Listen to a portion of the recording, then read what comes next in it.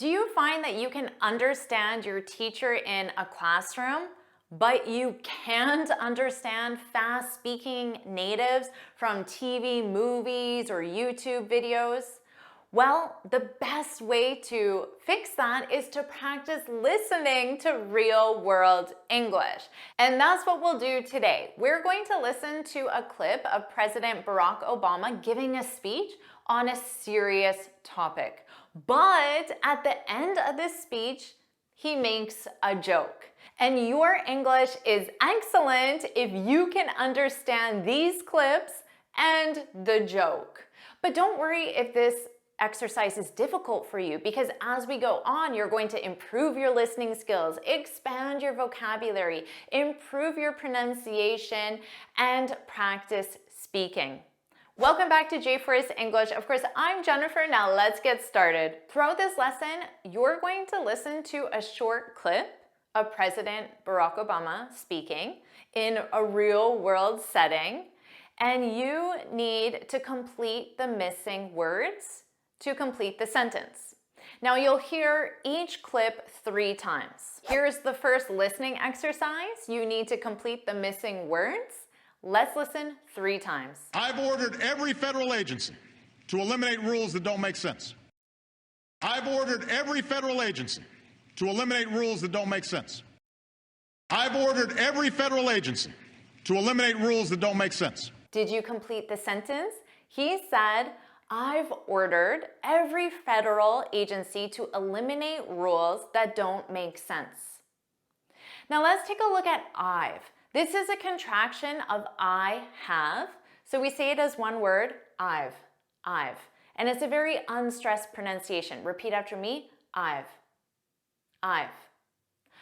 ordered. So notice this ED here is just a soft D. Ordered. Repeat after me, ordered. I've ordered every federal agency to eliminate. Now here, a lot of native speakers will pronounce to when it's a preposition or part of the infinitive like it is here as a very unstressed to eliminate. Repeat after me, to eliminate. But Barack Obama does not do that here. He pronounces the full to. So to is the standard pronunciation and ta is the unstressed pronunciation that's commonly used by natives in natural speech, which is why it can be difficult for you to understand us. Now let's look at don't make sense, because he didn't pronounce those final voiced sounds, specifically the T, don't. Notice he didn't say don't, he just said don't. And then make, you didn't hear that k, it was just make. And that makes the pronunciation smoother, which is why it sounds like we're talking very fast. Now, let's move on and talk about the word eliminate. Grammatically, you use eliminate plus a noun or a gerund because you eliminate something.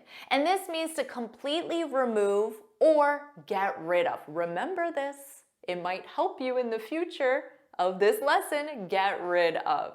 So for example, we eliminated plastic bags. This is the something, the noun. If you wanted to use a verb, remember it's the gerund. We eliminated using plastic bags.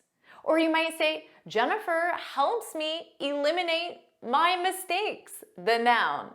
Or you could say, these lessons help me eliminate my mistakes. Again, the noun. So do you agree with that? If you do, put that's right in the comments. Are you enjoying this lesson? If you are, then I want to tell you about the Finally Fluent Academy. This is my premium training program where we study native English speakers from TV, the movies, YouTube, and the news so you can improve your listening skills of fast English, expand your vocabulary with natural expressions, and learn advanced grammar easily. Plus, you'll have me as your personal coach. You can look in the description for the link to learn more, or you can go to my website and click on Finally Fluent Academy. Now let's continue with our lesson. Now let's continue on with the speech. So you need to complete the missing word. You'll hear it 3 times. We've already announced over 500 reforms. We've already announced over 500 reforms. We've already announced over 500 reforms. How'd you do with this one? He said, we've already announced over 500 reforms. So notice another contraction. We've is a contraction of we have. Repeat after me, we've. We've already announced, we have already announced. What's the grammar here? What verb tense is this? It's the present perfect. And it's being used because this is a completed past action. The 500 reforms, that's complete, that's done. But this is an ongoing time reference. So it's possible to announce more reforms. At 500, it can increase and be 505 or 510 in the future because it's ongoing. Now let's talk about the word over. Over 500 reforms. So how many reforms? Well, we know it was more than 500. But we don't know the exact amount because when you say over or more than 500, it might be 501 or it might be 525. We don't know because it's unspecified, but it's more than over 500. Let's keep going. You need to complete the missing words. You'll hear it 3 times. And just a fraction of them will save business and citizens more than $10 billion over the next 5 years. And just a fraction of them will save business and citizens more than $10 billion over the next 5 years.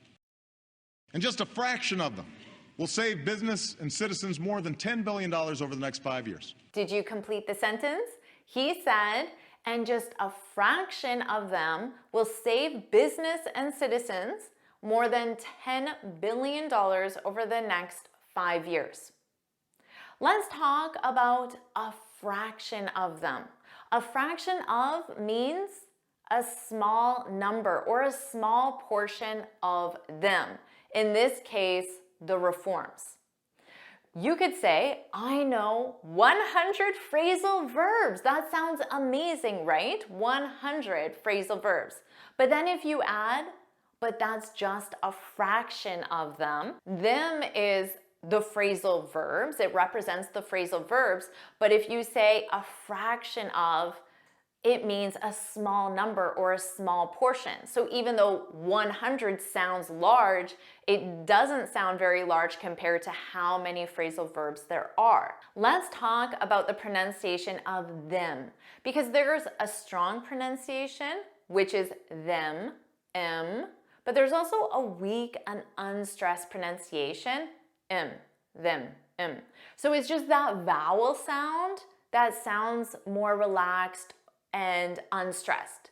This is another reason why native speakers can be difficult to understand, because there are these differences in pronunciation, especially in natural spoken English, which Barack Obama, even though he's the president at this time and he's giving a formal speech, he still is a native speaker. So of course he's going to use natural pronunciation patterns.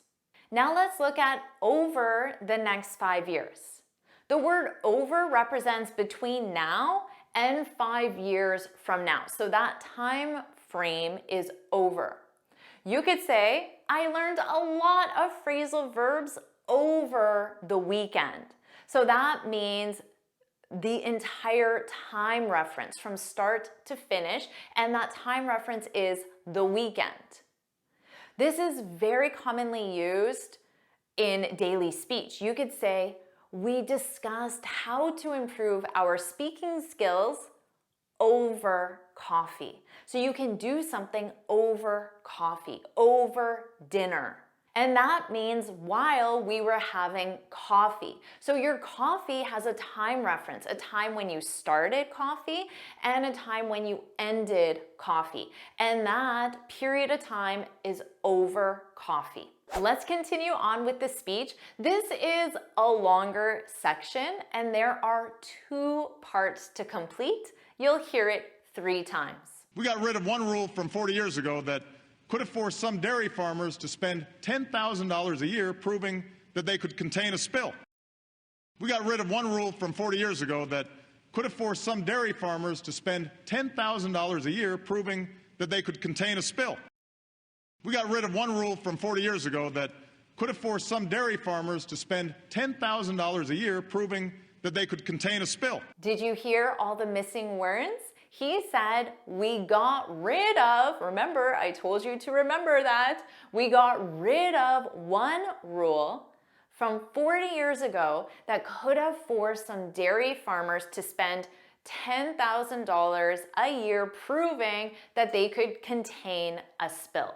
Got rid of, let's talk about the pronunciation here. We're going to use connected speech where we take individual words and it sounds like one word. So I'm going to say got rid of. So notice at the end, you can take the word of and you can make it an unstressed sound and say duh. So instead of but we're taking that D sound from rid. Got rid of or got rid of. Dove. Dove is the full sound and duh is the unstressed. And remember that to get rid of means eliminate. We already talked about that. Now let's take a look at could have, because we have the auxiliary verb have, but you can also turn this into an unstressed of. And the same rule applies. You can use duh and say coulda, or you can use dove and say could've, because you're taking that D from could. Coulda, could've. What about this sentence? We could have eliminated the rule. This sentence is grammatically incorrect because the correct sentence is we could have eliminated the rule. Remember that these pronunciation changes, changing have to of, only applies to spoken English.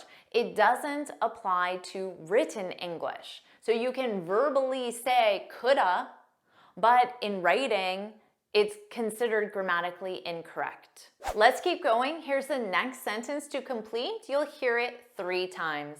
Because milk was somehow classified as an oil. Because milk was somehow classified as an oil. Because milk was somehow classified as an oil.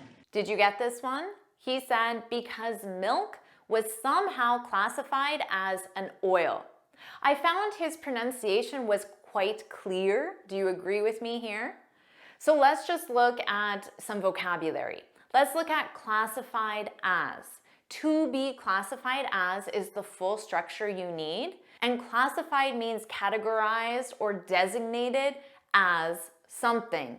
So you could say phrasal verbs are classified as advanced. You need that word as something, as advanced. Now let's review somehow. In this context, it means that the reasoning or the method, it isn't obvious or it's difficult to understand. So how could milk be classified as oil?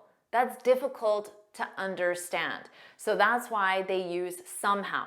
You can use this in your daily speech. You can say, she somehow got the promotion. So just by adding that word somehow, you're questioning why or how she got the promotion. So it takes a statement that sounds positive, she got the promotion, and it actually turns it into more of a negative statement by saying she somehow got the promotion. Now it's the fun part. You're going to hear President Barack Obama make a joke. So you need to complete the missing words and you need to understand why this is funny. Let's see if you can do that. You'll hear it 3 times. With a rule like that, I guess it was worth crying over spilled milk. With a rule like that, I guess it was worth crying over spilled milk. With a rule like that, I guess it was worth crying over spilled milk.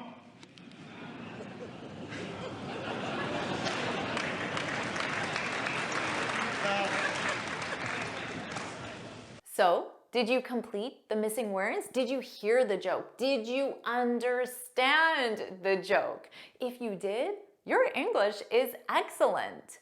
He said, with a rule like that, I guess it was worth crying over spilled milk. Before we talk about why this is funny, let's review some pronunciation points. So first, let's take a look at rule. Notice here there are two sounds. We have rule, so that dark L, rule, rule. So if I pronounce this fully, you hear those two sounds, rule. In a more unstressed pronunciation, it won't be as obvious, rule, ool. It's there, but it's very quick, rule, rule. But it is best to make sure you have those two sounds. Now let's take a look at spilled, because there's a difference between British and American English. In American English, we only use the word spilled, spilled. In British English, there's an alternative word that's spelled differently because it's spelled with a T and it's pronounced that way. So it's just the end. In American English, it's always spilled, a soft D, but in British English, it's spilt, spilt.